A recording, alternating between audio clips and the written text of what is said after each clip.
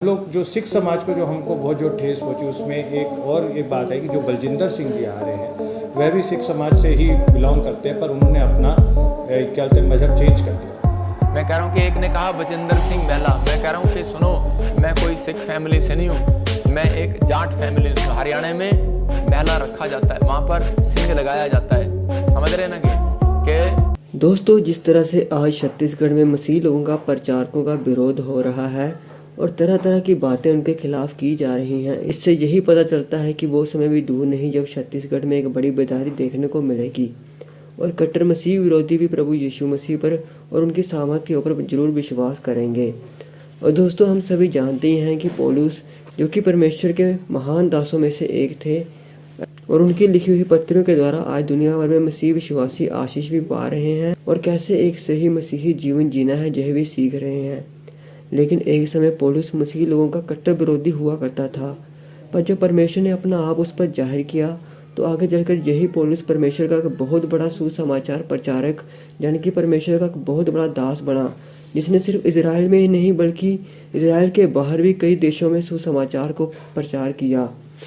दोस्तों, आप सभी जानते ही होंगे कि छत्तीसगढ़ में प्रोफेसर बलजिंदर सिंह जी की मीटिंग का वहां के एक सिख संगठन ने भी विरोध किया था, जिस कारण प्रोफेसर जी के धर्म और उनके नाम को लेकर भी उन्होंने आपत्ति जाहिर की थी कि उनके नाम के साथ सिंह क्यों लगता है और क्या वह सिख हैं। इस तरह के भी सवाल उनके द्वारा किए गए थे। लेकिन दोस्तों, इसके रिप्लाई में प्रोफेसर जी ने क्या कहा है उसके बारे में मैं आपको बताने जा रहा हूँ। उन्होंने इसके बदले में जवाब दिया है कि उनका बैकग्राउंड क्या है और कैसे उनका धर्म नहीं बल्कि जीवन और मन बदला, जिसे आप इस वीडियो क्लिप में खुद प्रोफेसर जी की जुबानी सुन सकते हो। उन सबको बताना चाहता हूँ कि मेरी गवाही, मैं एक जाट परिवार से हूँ, लेकिन मेरे जीवन में बहुत आशीषें थी, बहुत नाम था, बहुत पैसा था, किसान का बेटा, बाप सरकारी नौकरी पर, जमींदार, बाप दादे वकील और दादे का भाई लोक स्पीकर संसद में, नाना हमारा मंत्री, खनन मंत्री, 40 साल मंत्री पद पर रहा। कोई पार्टी ऐसी नहीं है जिसमें मेरे रिश्तेदार ना हो, कोई पार्टी ऐसी नहीं है जो मेरे खानदान के लोग वहां ना हो। लेकिन मैं आपको बता रहा हूं, अगर मैं चाहता तो 5 मिनट में मैं कभी भी एमएलए का इलेक्शन लड़ सकता था। मैं कभी भी, मुझे हॉस्पिटल खोलकर, एक बड़ा स्कूल खोलकर मेरे रिश्तेदार, मेरे परिवार, मेरे घर के लोग दे सकते थे। लेकिन सब कुछ परमेश्वर की मर्जी के अनुसार हुआ। मैं जब बीमार पड़ा, मेरे जीवन में जब डॉक्टर ने बताया कि तू बच नहीं पाएगा, ऐसी समस्या है तुझे, चंडीगढ़ पीजीआई में, मैं कह रहा हूं कि आज से 2016 की बात है, 17 की बात है, और उस समय में बीमार पड़ा और परेशानियों में चला गया। और 2006 की और 7 की बात है, और 8 में मैंने प्रभु को ग्रहण किया। मैं कह रहा हूं कि किसी व्यक्ति ने मेरे लिए दुआ किया, वो एक क्रिश्चियन ही व्यक्ति था, मसीह व्यक्ति। मैं कह रहा हूं परमेश्वर उसको 100 गुना बरकत दे, कि मैं कभी भी सच्चाई को ना जानता, पैसे के घमंड में रहता। लेकिन उस दिन मैंने एक फैसला लिया, मैंने कहा परमेश्वर, दुनिया के लिए तो मैंने बहुत झगड़े किए, लेकिन कोई बात नहीं परमेश्वर, अगर मैं तेरे लिए खड़ा हो गया तो मेरा एक सौभाग्य होगा इसमें। तो परमेश्वर ने मुझे आशीर्वाद दिया।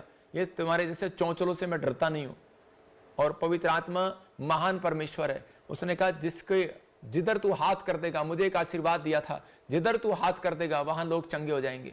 मैं इधर से हाथ करता हूं, मुझे जरूरत नहीं है वहां पर आने की, अगर मैं यहीं से हाथ कर दूं यहीं से लोग चंगे होने लग जाएंगे यीशु मसीह के नाम में।